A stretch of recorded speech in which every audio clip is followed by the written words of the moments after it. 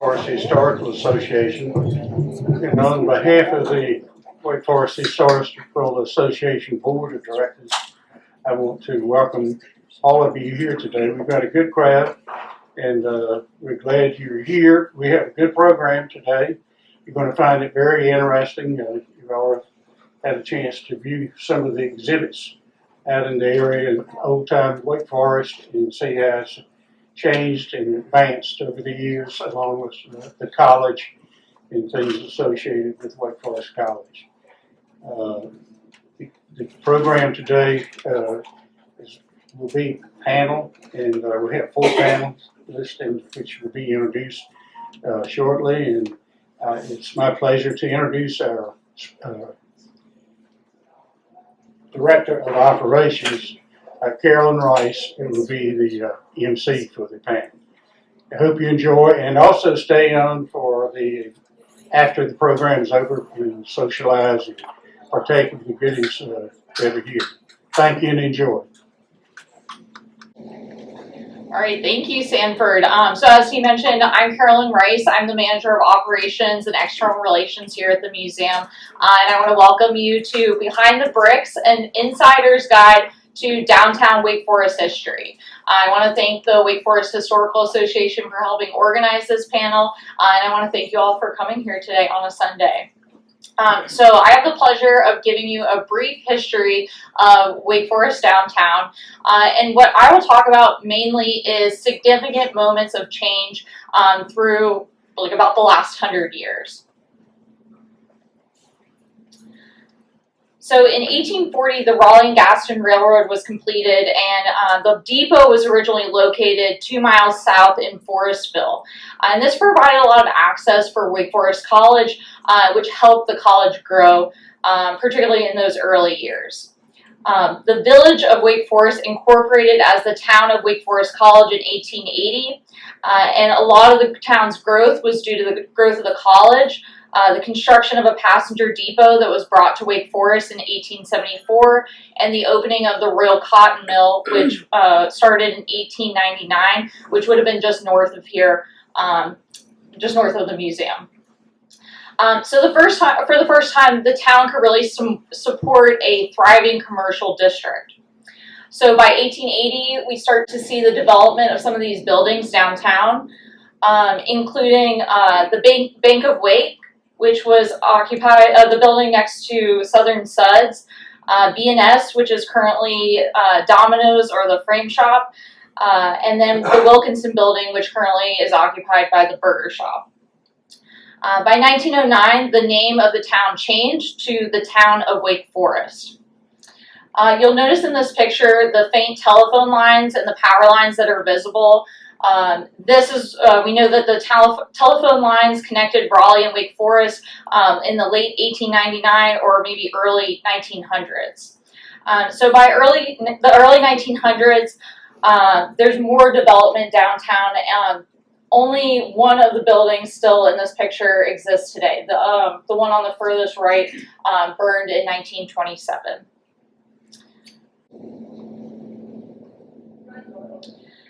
Before the underpass and Roosevelt Avenue were built, Waite Avenue was the main route from the east into downtown. So the road would have ended where the freight depot was. Trains that arrived at the depot, passengers could walk west towards Wake Forest College, or they could cross the tracks to downtown. And because of this, the Powers building, which you see in this picture labeled drugstore, that is one of the few buildings that faces south downtown due to Waite Avenue coming directly to that building. By the 1930s, many of the businesses downtown are affected by the Great Depression. Many of the banks were forced to close. This was also a period where in 1931, there's a school bus accident, and there's a decision made to separate vehicle traffic from the trains, and so the underpass is built. So with the underpass being built, Roosevelt Avenue then connects Waite Avenue to Wake Forest College, which we now know as French Street on that roundabout.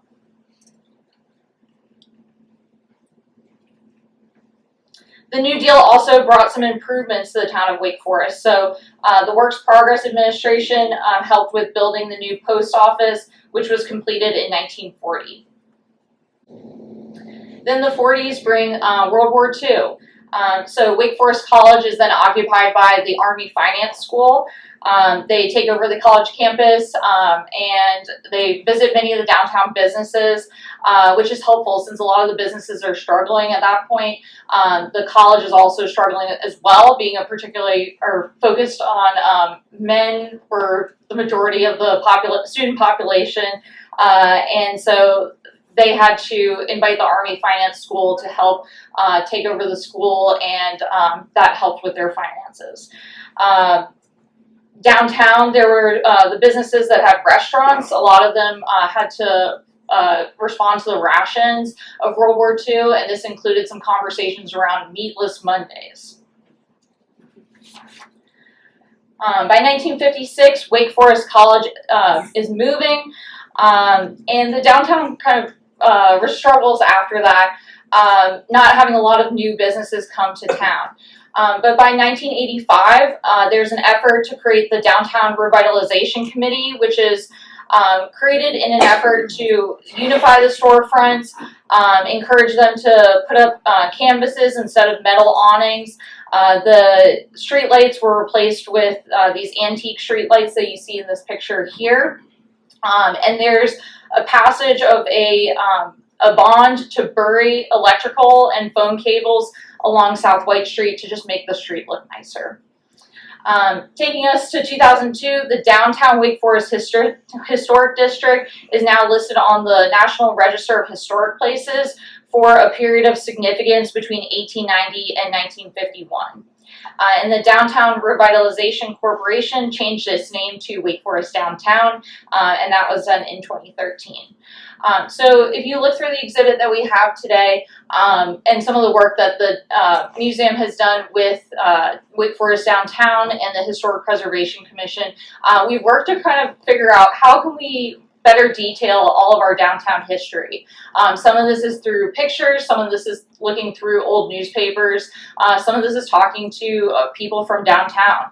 But our work is not complete. So as you go through the exhibit, there might be areas where you notice we're missing some gaps in what was here. We don't have pictures from all time periods.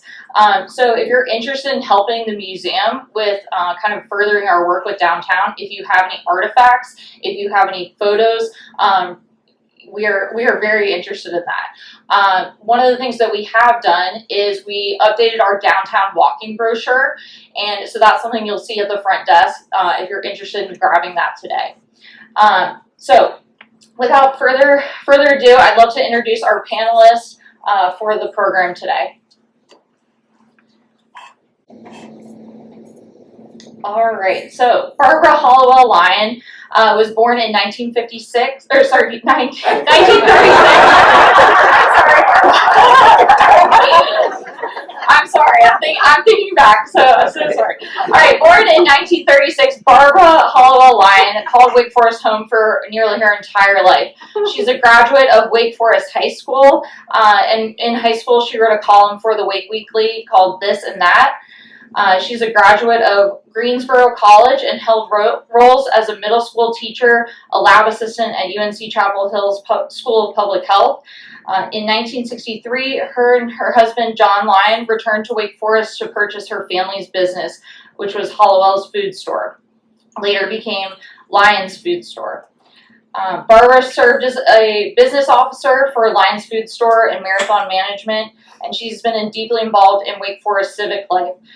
She served as president of both the Wake Forest Women's Club and the North Carolina Food Dealers Lady Auxiliary. She's a lifelong member of the Wake Forest United Methodist Church, and Barbara's also been a strong supporter of the Wake Forest Historical Museum and the Wake Forest College Birthplace Society. She's also lived in 2 residences in the Historic District and owns a downtown rental property in the Downtown Historic District.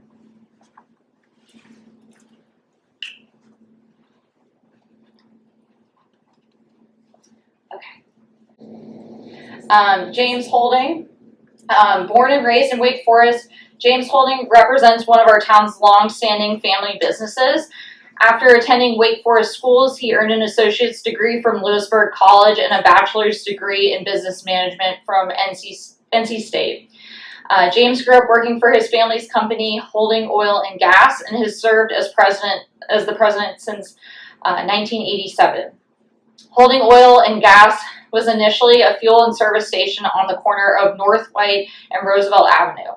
James remains deeply committed to the Wake Forest community as a life member of the Wake Forest College Birthplace Society and as an active member of the Rotary Club, the Chamber of Commerce Government Affairs Committee, and Wake Forest Baptist Church. Ben Aycock was born in 1948. His maternal grandmother, T.E. Holding, of 6 Holding brothers who attended Wake Forest College and founded several key local institutions, including T.E. Holding Drugs, the Bank of Wake, and the Royal Cotton Mill. Ben grew up in his grandfather's 1899 home on East South Avenue. He is a graduate of Wake Forest High School in 1966 and from Wake Forest University in 1970, where he was a member of the championship golf team. His father, Benjamin Aycock Sr., founded Ben's of Wake Forest, a men's clothing store that served the community until the mid-1960s. After college, Ben built a career with Carolina Telephone and Telegraph Company, and he returned to Wake Forest in 1992 before relocating to Greenville, North Carolina in 2024. And then Margaret Jones Stinnett represents the third of her family to operate Jones Hardware, a business originally founded by her grandfather, Ira Otis Jones, in 1906. Margaret joined the family business in 1983. She managed its successful relocation to Durham Road in the early 1990s and oversaw operations until it closed in 2005. Margaret also served 12 years as a Wake Forest Town Commissioner, and now retired, she enjoys spending time with her husband, Richard, and their 2 adult children, their grandsons, and their beloved horses and dog. So please give me a warm welcome for our panelists.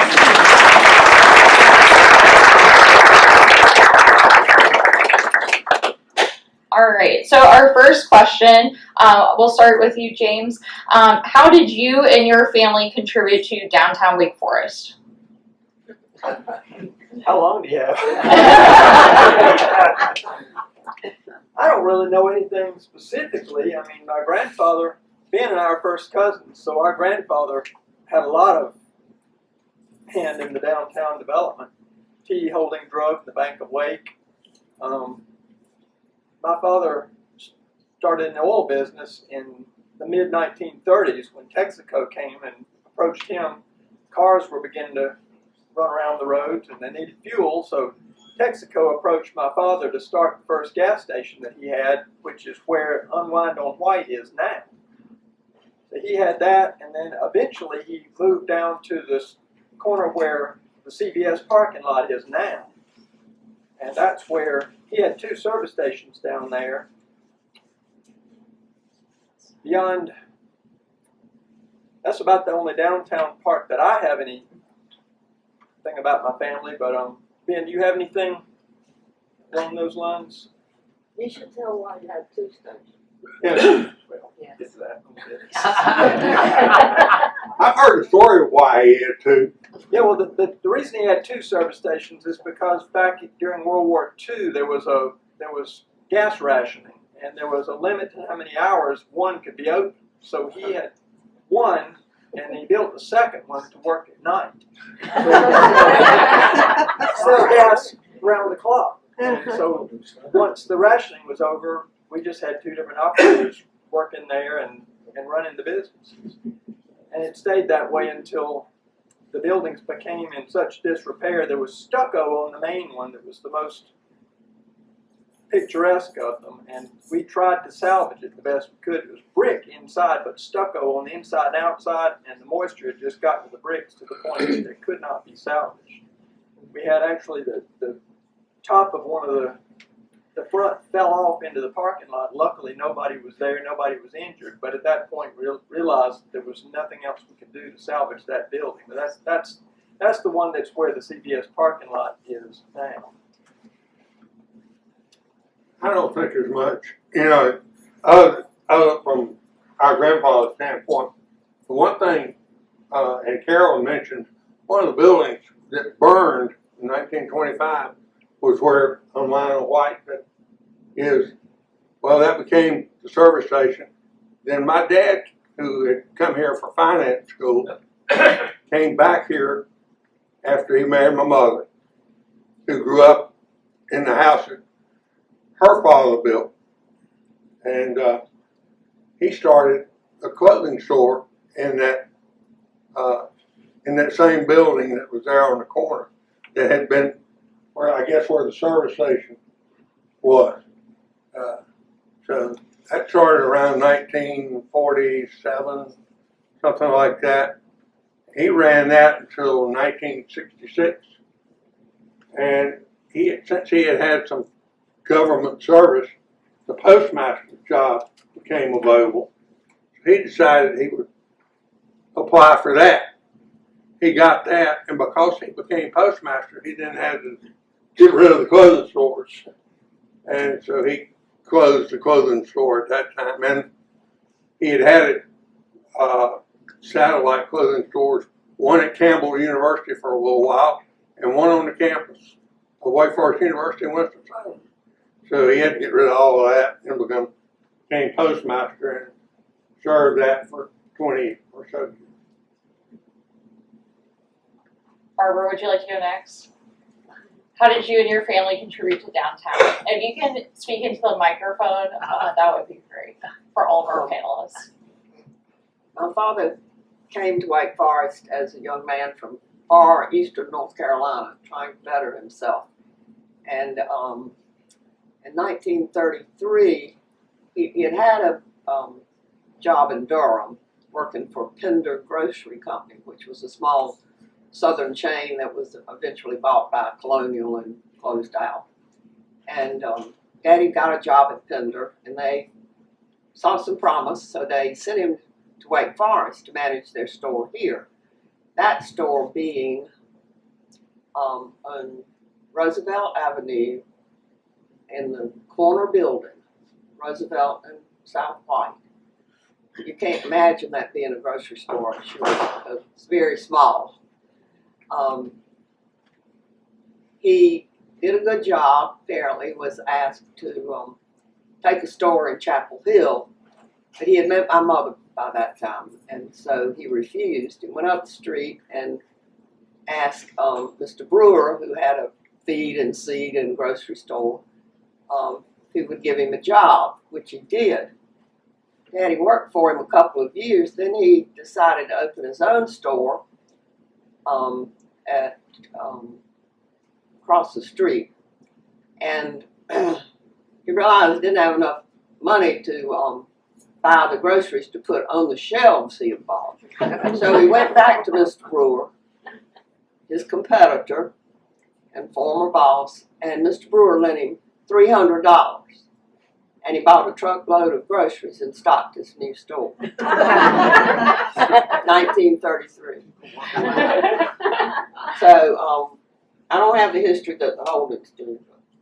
We have connections because that was Holden land. So that was next to James's daddy's filling station. They became good friends.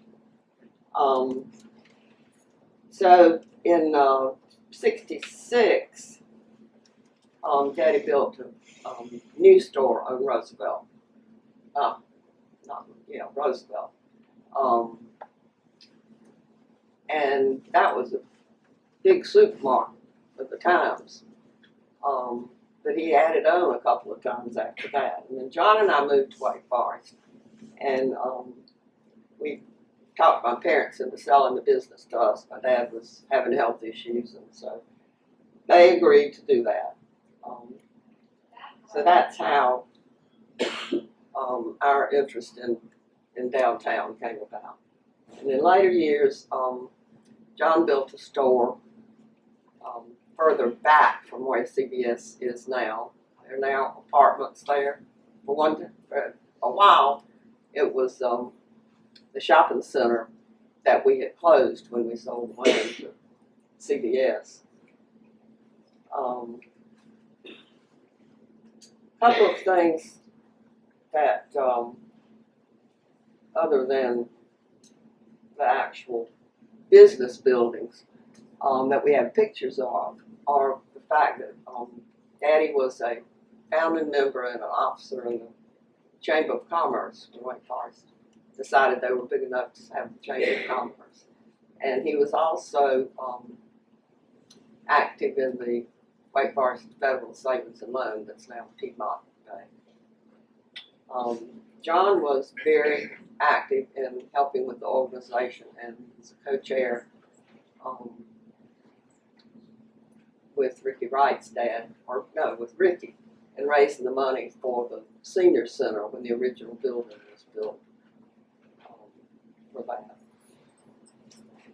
And John was also the first chairman of the downtown revitalization, and he actually donated space when they hired a director for that in the house where he had his office to for Mick to have an office.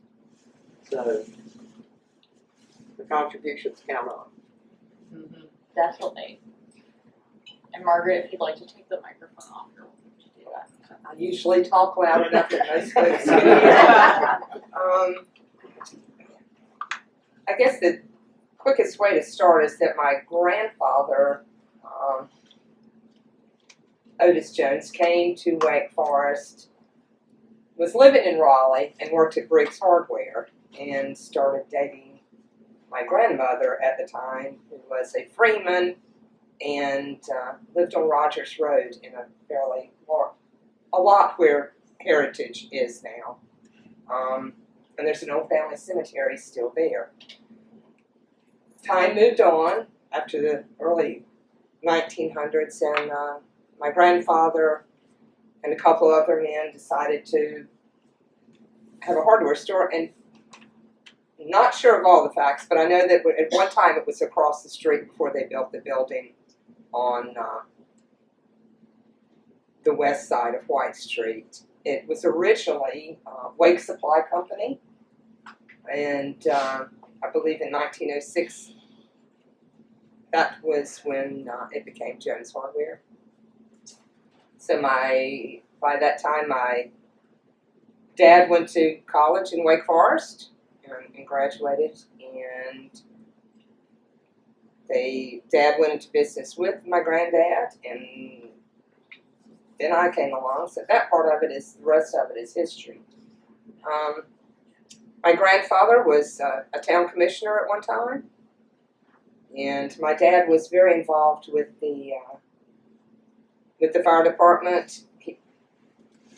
There was a piece of land at the corner where, oh, chimneys, what is the name? What is there now on that corner next, when you come across the railroad track? Butterfly? Yes. The forest?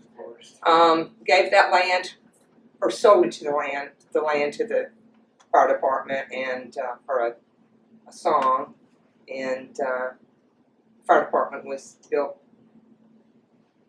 there and at the gas station next door. All of that was taken over. And if I'm wrong, Randy, jump in and help me with the.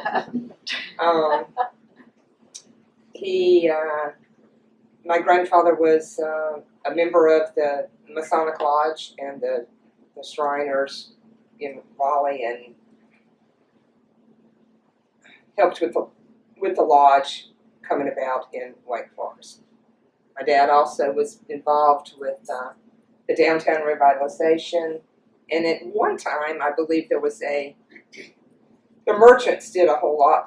One of the things that I do remember is they got together and decided that downtown Wake Forest needed a parking lot, and they purchased the station. There used to be the train station there also used to have a big, huge at the depot, but it also had a huge dock across it, and many of the merchants gave prizes on a monthly thing, and they would draw names out. You registered when you went to at the different businesses, and you registered, and you had to be present to win the prizes that they gave out in downtown Wake Forest. I, as a child, remember going and having the honor of getting to pull some of those names out of the big basket that they rolled. I started working in 1983 at the hardware store. My father became ill and needed some help, so I quit my job the next morning and showed up, and I told him I'd be at work at 8 o'clock, and I'm there ever since. Both my mom and my grandma were truly involved in the Wake Forest Women's Club, and my dad in the Rotary Club, as was my grandfather. So my roots run deep in Wake Forest. Wonderful. So our next question is, describe a day working downtown in your family's business. So Ben, I'd love if you could start. It could be your dad's experience working in Ben's of Wake Forest.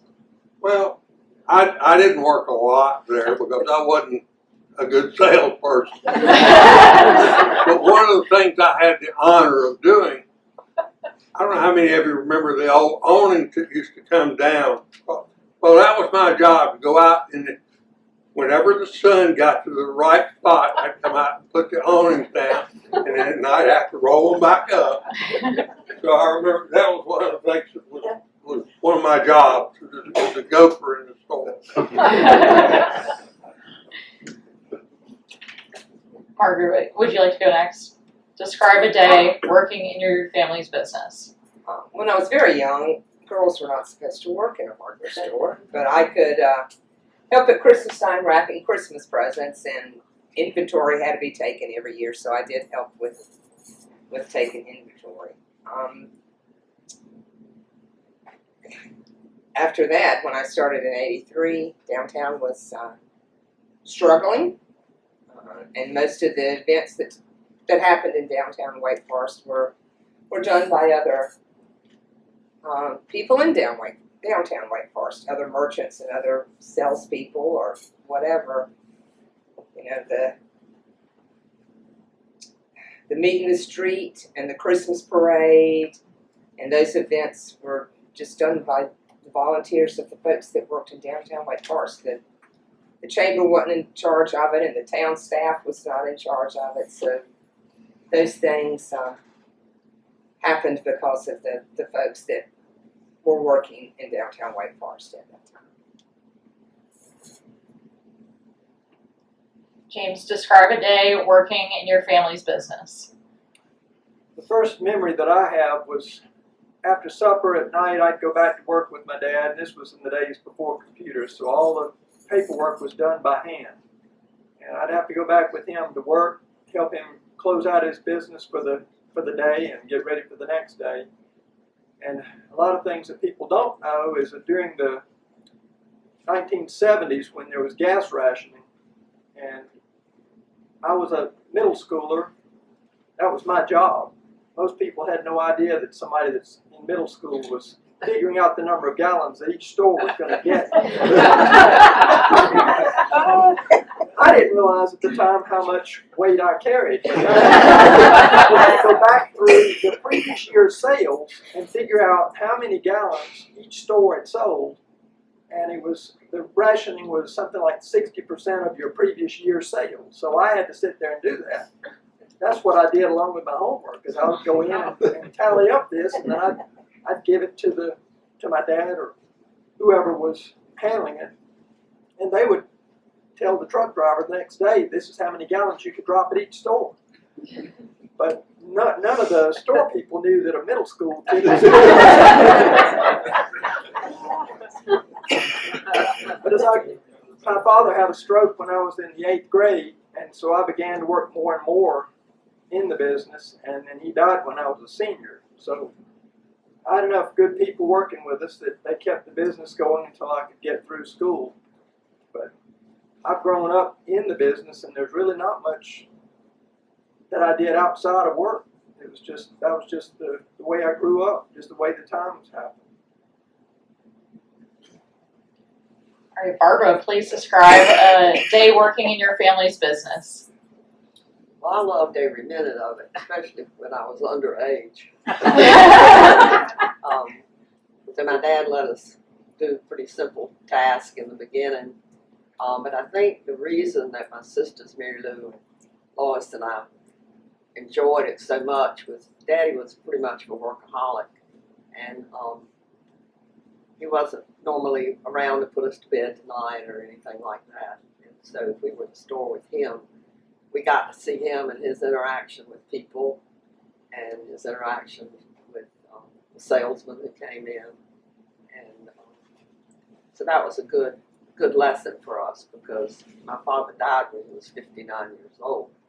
So we didn't have his later years for him to bestow wisdom on us. So we have good memories of the hours spent at the store with him. And there were two main things we started out with. So we took telephone orders, like you do a computer order to the grocery store today. And then just like when you go in the grocery store, you see those enormous Lowe's home improvement carts going around with all the bags where an employee is gathering together an order that they've received on the internet. And sometimes Daddy answered the phone, and his writing was not very legible.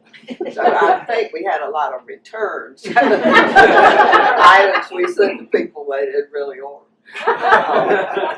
The one thing that I always think of first is we bought eggs in large cartons. They weren't this tall, about this wide. I don't know how many. You know how many dozen across? And then we had to put them in the dozen cartons. So we were always, pretty fragile. So at first we start out with one egg at a time, and it'd be lunchtime. You weren't even half through. So then you learned Daddy would show you how to pick up 2 at a time. And when you got to 4 at a time, you really had earned a treat for that day. It was pretty hard, but he was a good boss. All right. Our next question, what did people do for fun in downtown in the past? Margaret, we'll start with you.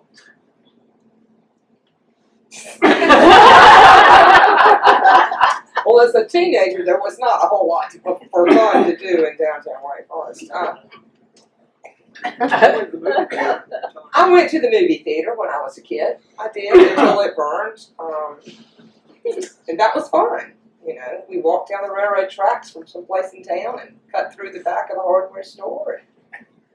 Dad would give us a quarter to go to the movie, and only on Saturdays we go to the matinees and stuff, and it was great fun.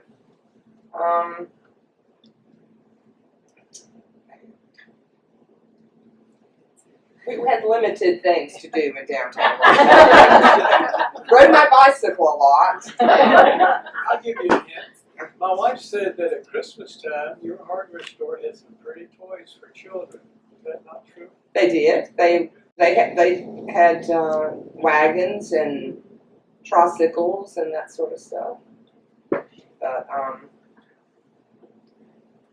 and Dad would deliver them on Christmas Eve when people bought them to their homes, so that the kids wouldn't know what Santa was bringing them that year. So he was never home on Christmas Eve because he was out delivering toys for the kids.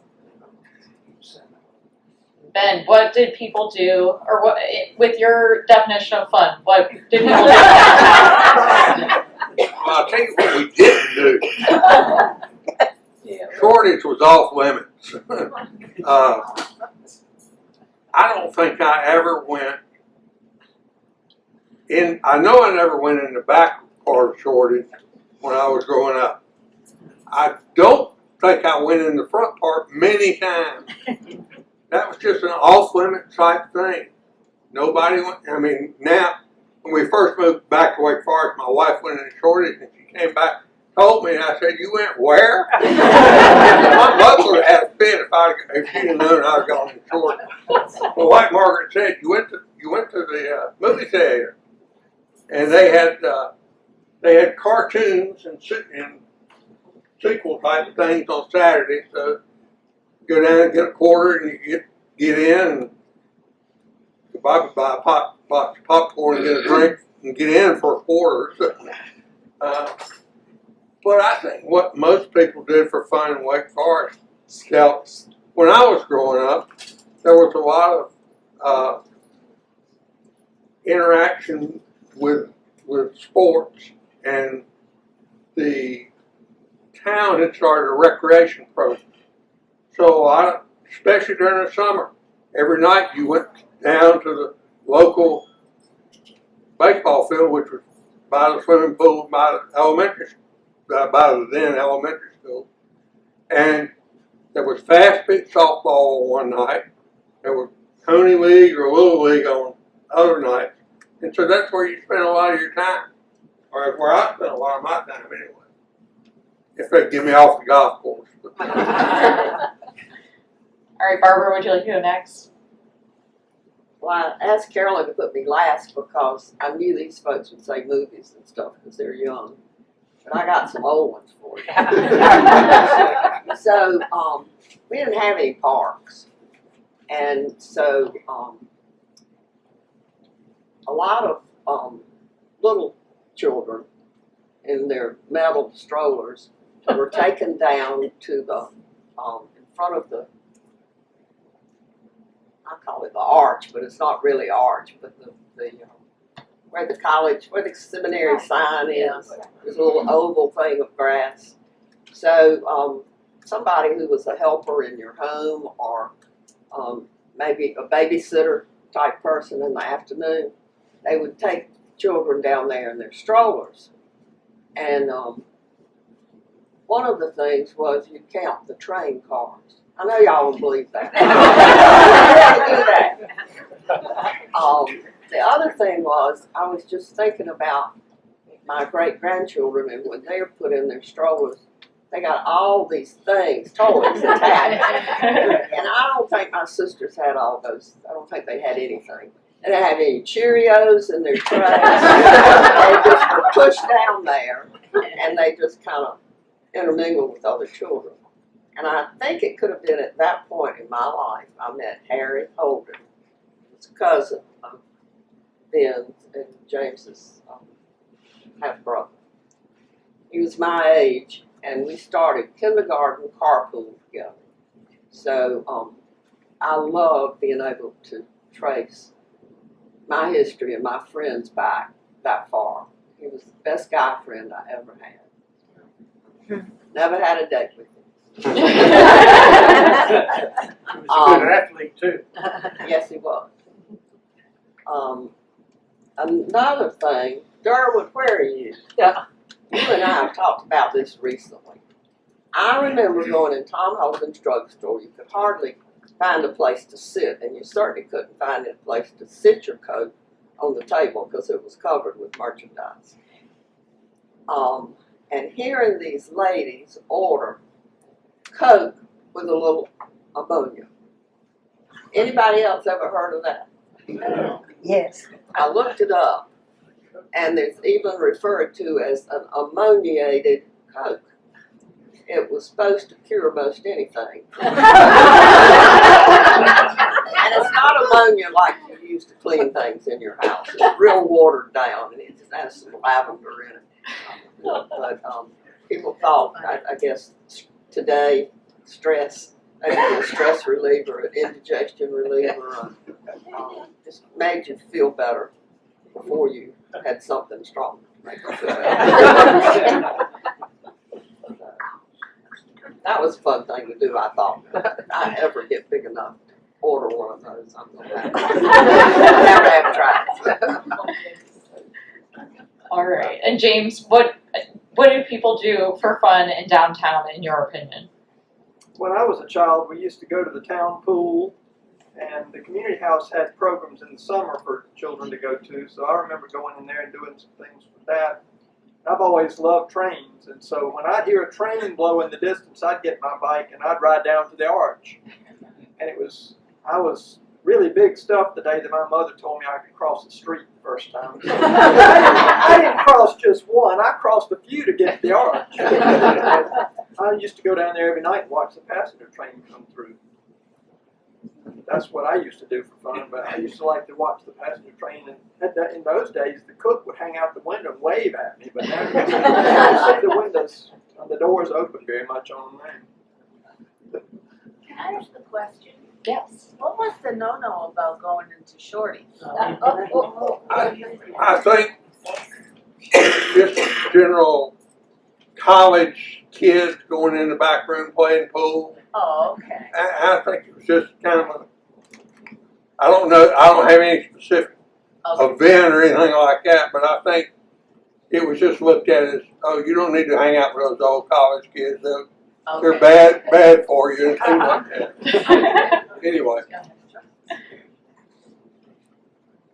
Being Shorty's was open when I was in high school, all 24 hours a day. They had 3 brothers that ran it, and they each took a shift. So you could go down there anytime during the day or night and get a hot dog. And I think if you look, I know there's one picture of Shorty's with the people outside smoking and that type of thing, and that was probably frowned on a little bit by some of the people in town. Thanks, Ray. Well, I think one thing, the college girls would come down in the afternoon about 3 o'clock, go to the post office. And the little boys would sit out or stand outside leaning up against the building smoking. So that's why they said women couldn't go in there. Oh, okay. It wasn't a fit place for them. But gentle ladies. All right, our next question, what was a significant moment of change in downtown Wake Forest? And Ben, we'll start with you. Well, I'll answer it with the next question has to do with how insignificant that was the college leaving. And how did it affect my dad's clothing store? Well, my dad's clothing store was a little bit on the high end compared to some of the other stores in town. So college students didn't have a lot of money. So he didn't get much business from the students themselves. His business came from the professors and administrative people that worked at the school. And of course, some of those stayed here and some of them migrated to Winston. So yes, it had some effect, but probably not the effect that a lot of businesses have with the college, some of the restaurants especially that closed because they cater to college students. My dad's store didn't really cater to the college students per se. But the moving of the school was a significant event, both from the town's perspective and from the downtown perspective. I remember when I came here because the telephone company relocated. And a lot of the talk about relocation is not necessarily numbers, but it's who moves. And it's your Sunday school teachers, it's your business leaders that move. So that was some of the things that the college took with it were teachers out of Sunday schools and churches. Not so much the business leaders, but so Dad's clothing store was affected, but not probably as bad as some of the others. And like I said, he opened a store on the campus of Wake Forest College, at that time Wake Forest College in Winston-Salem. He closed it right before I went to school there. Probably a good thing for me. But anyway. James, what is a significant moment of change in our downtown? I missed the college move by several years, so I just remember it coming back from that with the downtown revitalization. And one of the best things that they did was put the power lines underground. They were pretty unsightly downtown, but I've watched the downtown revitalization as it's progressed, and that's probably the best uptick we've had. There's been lots of ups and downs, but the revitalization to me is the best thing. Margaret, what's a significant moment of change for our downtown? Well, I do remember my dad Mom both talking about the college leaving and how bad it hurt business in downtown Wake Forest. And the social life of many of the professors and others were friends with everyone in Wake Forest, and so they also moved and left at that time. I also know that when the Great Depression happened, that it was a blow. Many businesses and families lost lots of money then, and I know that my dad, my grandmother's family lost a significant amount of money, and to keep the hardware store open, Dad borrowed money from Meredith College. I have found a note that it was paid off from borrowing money there to keep the hardware store going. I know that when the cotton mill closed, at least for the hardware store and for other families in town, that Dad had a large business with the mill. I don't mean to say the cotton company, but the mill and that Dad, I remember him talking about the effect that had, and even some of the larger businesses. Wake Forest had a huge commercial base with Athey and Schrader and Muse Plastics and Formex, and then they, which provided money for many of the families in Wake Forest. Many families worked in a lot of those businesses for years, and as they came and went, it affected the businesses, I believe, also in downtown Wake Forest. Barbara, what was a significant moment of change in downtown Wake Forest? Well, I think in addition to financial, I think the whole vibe of the community in downtown changed. I know that's one of the reasons my father was sad to see the college move, because of just a difference in having a student population. And in the beginning, these kids were probably 16 and 17 years old when they came. They're talking about standing out in front of Shorty smoking. They didn't do that at home. They were in college. And my dad had come here about the same age as a college student, and he lived in a boarding house with students. And I've always felt like that he absorbed a lot from eating dinner every night, breakfast every morning with the students that he came in contact with, who were from more educated families, and then discussing things that college students might possibly discuss that would elevate his level of education. Another thing is, at the time that the college moved, there were no rental apartments or houses in Wake Forest, so students weren't huge customers of buying groceries. They certainly would stop in and buy stuff, snack food and stuff. But we didn't sell beer, so we didn't get much activity. But Where did you go to buy beer? same place you did.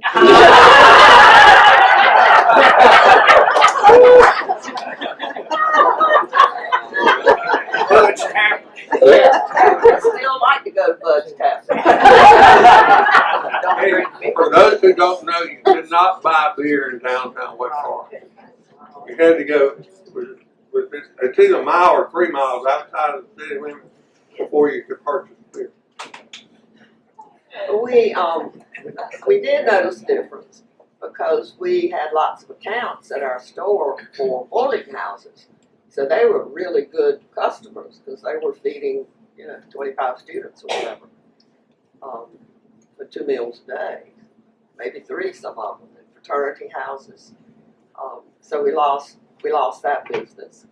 Fortunately, some of the professors that were getting close to retirement age did not sell their houses here, and they just went up, rented an apartment, and came home. So they were still in Wake Forest with their families. So we we retain that business.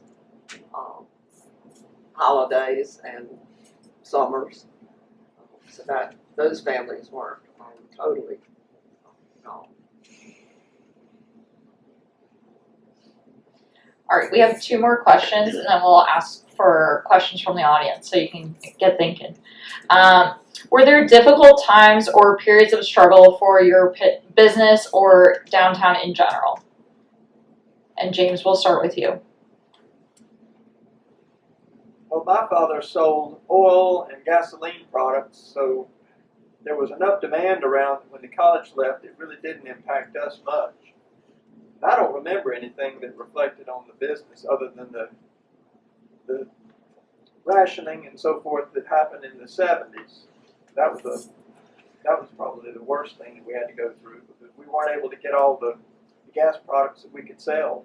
We had a lot of people, farmers especially, that would come to my father and say, I really can't make my crop if I can't get extra fuel. So Daddy would find a way to work around things, and he'd always make sure that the farmers could get what they needed to do, what they needed. So there were you couldn't just be equitable to everybody. Everybody had a special exception, but Daddy had to weigh out who was going to get what. But there were a number of people who would have not been able to do what they needed to do if he hadn't made some concessions. So that was probably the struggle that I remember, was the rationing. Margaret. Well, I think I've already sort of hit on some of those in the last question, and something specific after that, I don't have any other answers for that one. Okay. Barbara. Well, talking about the oil prices in '73, so prices in general skyrocketed, and my husband went out and bought a Vega, the stick shift. Remember that bit? Yeah. But independent business owners have to be adaptable. So, like James said, you just adjust to the ups and downs in the economy and hope things will be better.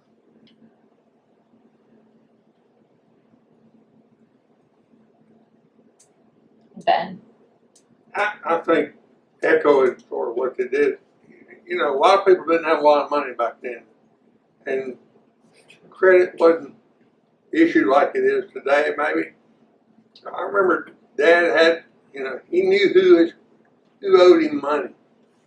And if they came in the store and wanted to buy something, they needed to get straight before he'd sell something else again on credit. So I don't think there's any specific event during the time Dad operated the store that caused him any more concern than other things. Like I said, the college leaving probably was the biggest concern. All right, and our last question. Even with many years of change, are there any physical remnants of the past that you see that are still visible in downtown today? So remnants of the past. I'll start, and I think it's the buildings. There are still buildings that are, some of them are in different states of disrepair, some of them in better states. But I think that's the thing. There are still a lot of the buildings that were here when I grew up are still here. Some of them need to be worked on a little bit, but they're still here. And so the general layout of the town, especially on White Street, is pretty much like it was, with the exception of the fire that burned down the theater. Margaret, would you like to answer? Well, I'll have to agree with that also, but I think one of the buildings that I remember is the what was the water and electrical building where the dental office is now, and that building is still around. We don't have the water tower there anymore that used to glow when it was 12 o'clock every day, but I walk past that building, or I drive past that building, and I do remember that the water tower that was next to it. Same with fire alarms. The fire alarm call went out over, there was a rural whistle and a town whistle. that was there, and it's not there anymore. But Thank goodness. I knew where my dad would say, "That's in town," you know.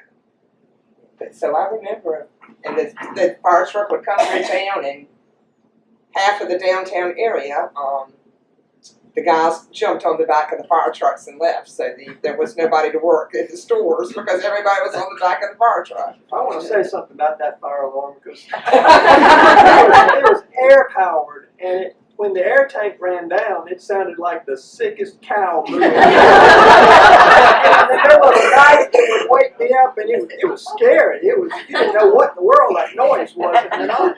But I was glad to hear that thing go away. Don't you new folks to Wake Forest wish you had lived here when we did? James, any visible remnants of the past that you can see in downtown? It's just the buildings. There's not much. The underpass has been there throughout my life, but most everything else is. The buildings that are recognizable are still there, but there's a lot of new buildings too. So. And Barbara, any visible remnants of the past? Yes, in my dad's original store next to Unline, the yoga studio. The in and outdoors are exactly as they were. It's the Remax building. Alice, where are you? They look like the original doors to me. They're very heavy. They're recessed. The design of the way they're located is exact. If you walk past there, at the end of that building beside Unline, there's a very heavy, looks like wood, I don't know, it may be metal, door. It says Shaftway. That's right. In big letters. It has two locks on it. And the reason it does is if you go up there and try to vandalize and get in there, you fall to the basement. So that was the way my dad had his groceries delivered, from the warehouse. Truck stopped out front, and there was a conveyor belt that he only put up when he needed it. And the men just handled case by case, and it rolled down there into the basement. So that's why there's so much security there. All right, we'll go ahead and take questions from the audience. So if you'll raise your hand if you have a question. Okay. I want to speak to Margaret. Your father was Leland Jones. You didn't mention his name, but Leland, I knew him quite well, and for many years he ran that hardware store, and I remember his father before that.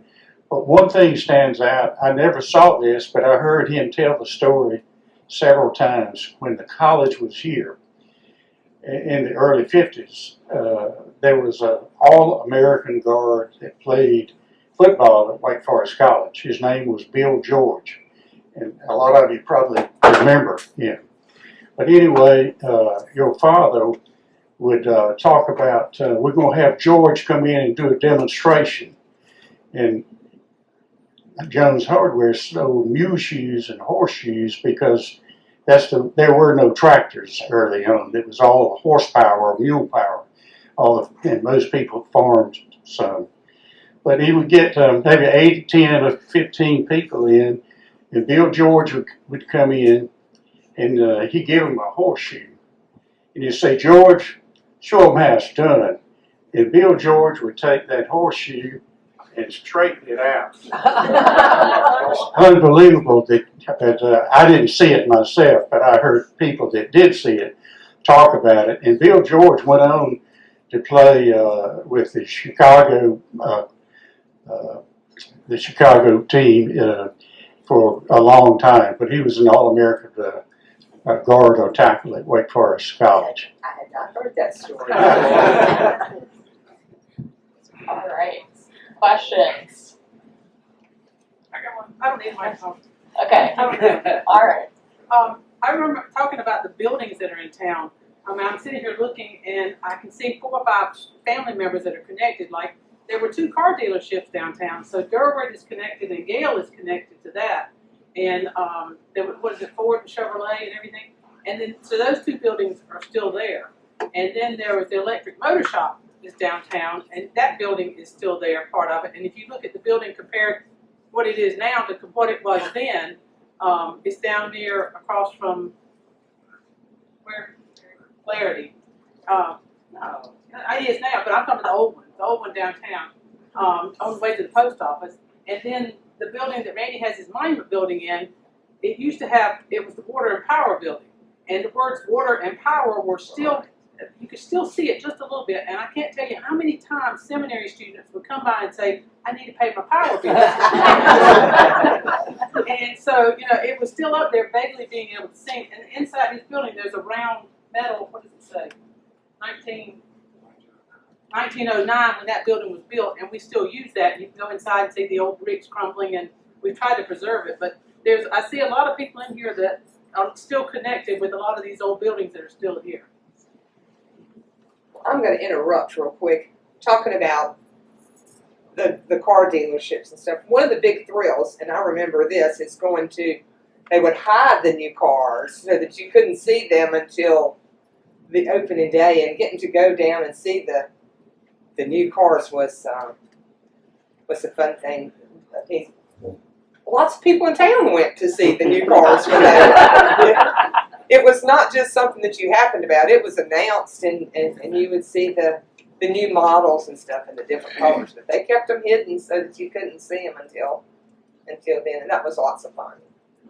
Speaking about the There's one cars, interesting thing about Margaret, about your store, is about the elevator. That was the only elevator I'd ever seen that was an elevator in the hardware store. And I think it's the only one I know of in Wake Forest. I think later there was others, but it was a flat bed open elevator until the state told them that they couldn't have a flat bed elevator anymore. And I think the elevator that they put in, as my dad said, cost more to put in than the whole building was probably. one thing I was going to say about the new cars coming into town, a lot of them had to come under the underpass. And if a truck driver wasn't skilled at driving, his trailer bumped up on the curb and a car would hit the underpass. And I've seen that happen many times. So there's no telling how many cars got damaged when the truck The driver... new cars we didn't get to see. Yeah.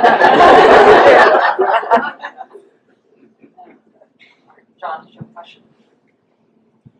Yes, when I was a kid, my uncle down in Laurinburg owned a combination convenience store and gas station. And he had a big book on his counter that at first I didn't realize what it was, but several years later, as I got to be a teenager, I realized what it was. It was a credit book, and it was a way that he extended credit to customers just freely. And he would let customers come by and get a few groceries and gas and just write it in the book, and they would pay later. And so he was trusting. Likewise, the children of parents were permitted to charge candy on that charge book. So my question is, of the panelists, raise your hand if your business had a very loose credit book like that where people could just sign their name and come back later and pay. So Jones Hardware did that? And the oil company did that? Yes, I used that as a teenage girl. You used that? Dad had a credit book, but I think he managed it. He was a little tighter on his credit book. Okay, thank you. All right, questions? I got one Okay. for Barbara.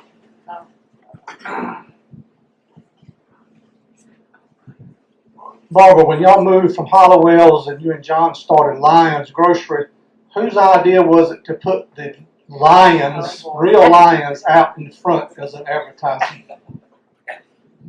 Well, it was Whirly Massey's idea. And that's the truth. He twisted John's arm because Whirly had gone up there and bought one of his baboons. So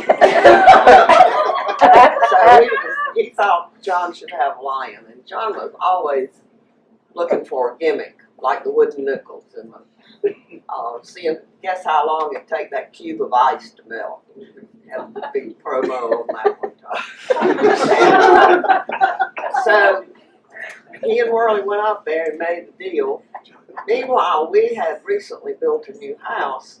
We said, we're gonna build our forever home. We've lived in 9 places here.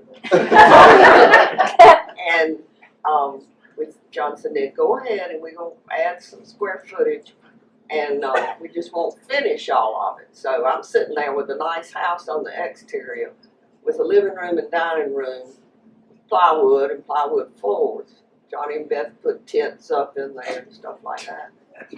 And he's gonna buy 2 lions. And in order to buy them, he has to have a cage built to put them in. I know some of you in here remember the lions and how beautiful the cage was, all gold. I mean, Barnum and Bailey didn't have anything with them. But they were a big drawing card, big advertising gimmick. Did y'all name them? Did they have a name? Yes, sir. I think they already had names, Tippy and Jane. Beth has the head of which one? Tippy. We have the head of Tippy is at our office on Lincoln Mill, and it's visible. You can drive down by there 24 hours a day. That's a real insider's tip.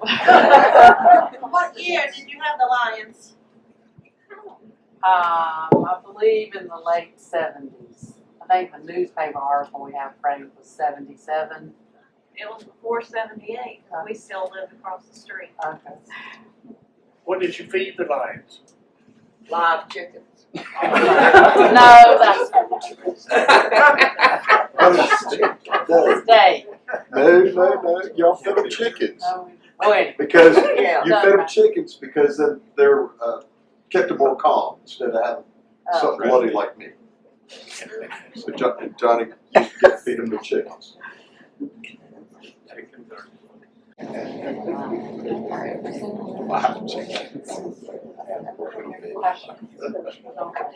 have a question.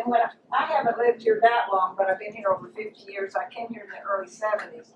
My recollection was that the stores in the downtown were closed on Wednesday afternoon. Do I remember that? Yes. That's correct.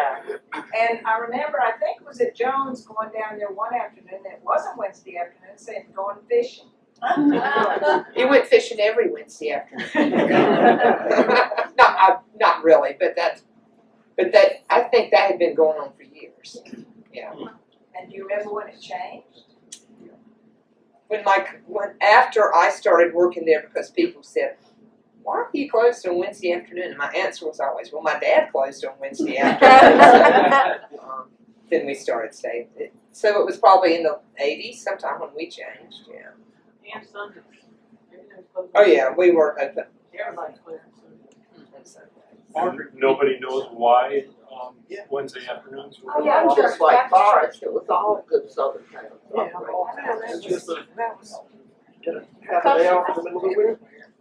In response to the question about, or the statement about people having credit, I remember when Kathleen Chanley owned the corner ice cream shop, and my daughter, unbeknownst to me, would go in there because everybody knew everybody, and she would just order a sandwich or ice cream or whatever, and charge it to me, and at some point, a bill would come to the house. And I'll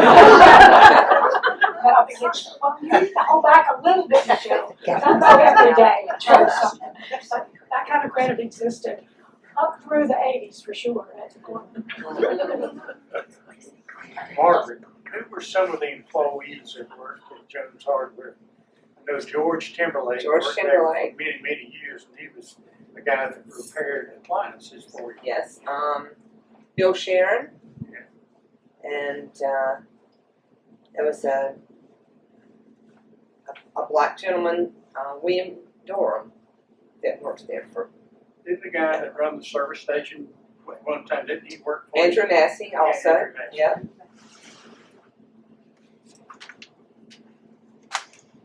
All right, other questions? Yeah.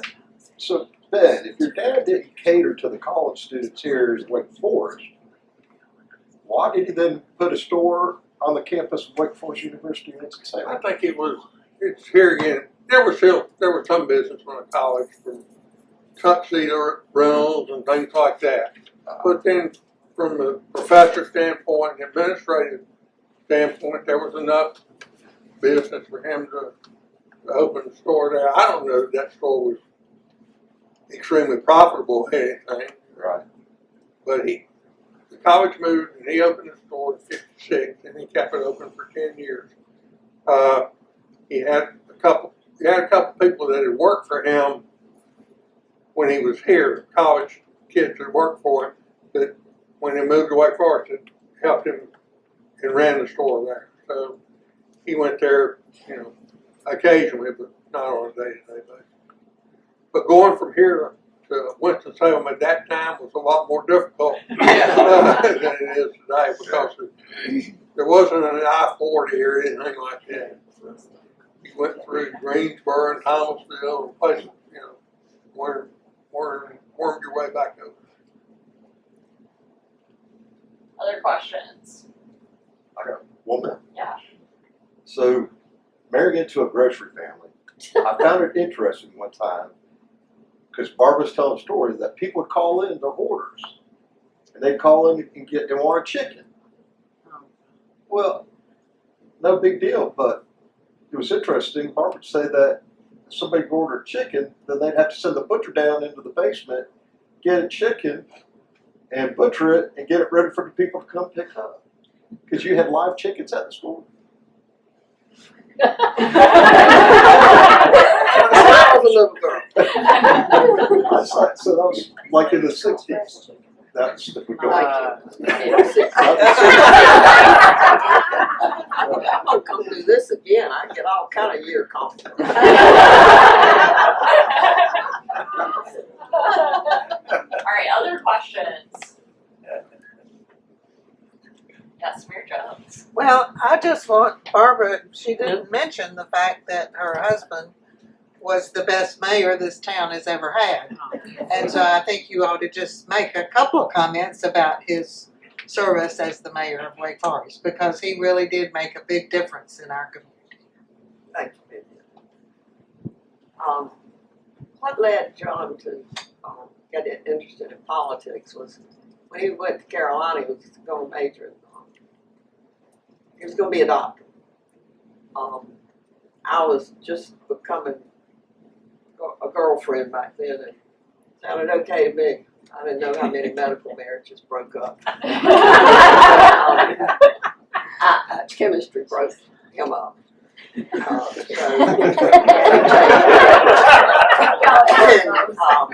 was interested in history. He always said his favorite high school teacher was Hildred Barnes, who was our history and political science, if they didn't call it that. Anyway, he majored in political science, and his emphasis was in state and local government.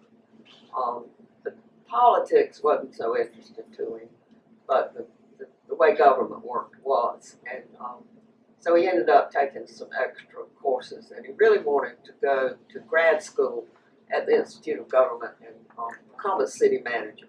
But what he always said was we had gotten married by that time. He had a wife to support, so he had to get a real job and he couldn't go to graduate school. So, but he always followed local government. And about the time he was in college was when towns were starting the mayor council government and having a paid, qualified, professional manager. And so that was his goal when he ran, when he won, and he was able to implement that goal. And I think that to the town of Wake Forest is his legacy. Thank you again. All right, other questions? Didn't John's father work with the Royal Cotton Mill some? That's That's how why he they came to moved to Wake Wake Forest. Forest. He was the superintendent. Family grew up around Creek. Yes.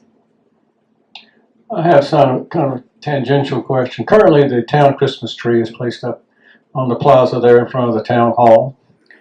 I want to know what were the previous locations of the town Christmas tree. And second question, how far back do the Christmas decorations on the light poles, how far does that go back? Does anybody know? Previous locations of the Christmas tree, and what can anybody tell us about the hanging Christmas decorations? I know that there was a Christmas tree down in the green area at the seminary until a couple of hoodlums decided to cut it down. Living Christmas. Yeah, it was a living It was a live Christmas tree that grew there, yeah. Down at the arch, you mean? Yeah. Huh? Down at the arch? Yeah. Yes, On the campus. right in the middle of that grassy circle. Just to, if you're coming out of the underpass, it was just to the right of the arch.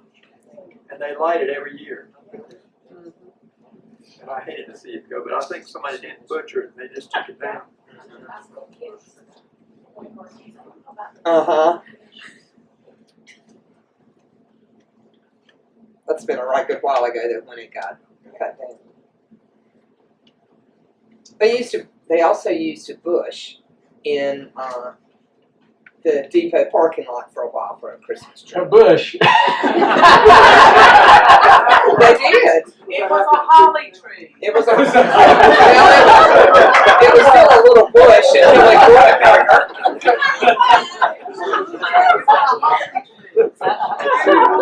It was a Nellie R. Stevens holly to be exact.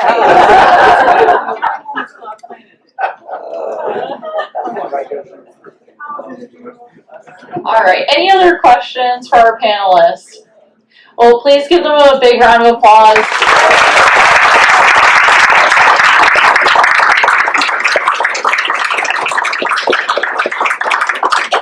Thank you all so much for being here. Thank you to our panelists. This really was a wonderful program. We'd love for you all to stay and spend some time in the new exhibit.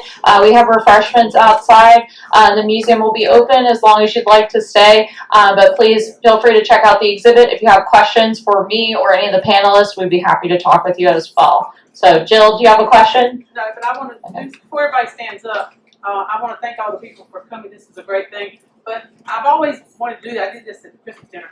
Anybody who's lived in Wake Forest and seen all these changes, if you've lived here 80 or more years, would you please stand? 80 or more years. There you go.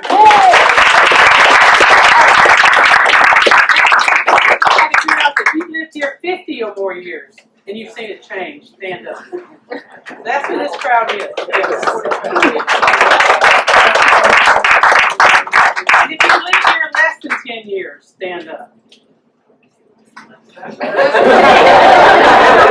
you go. All right. I just want to interesting. The crowd that is here is an interesting crowd, and it's a lot of history in town. All right. Well, please join us. Come stay, look at the exhibit. We'd love to hear more from you. So thank you all for coming. Who's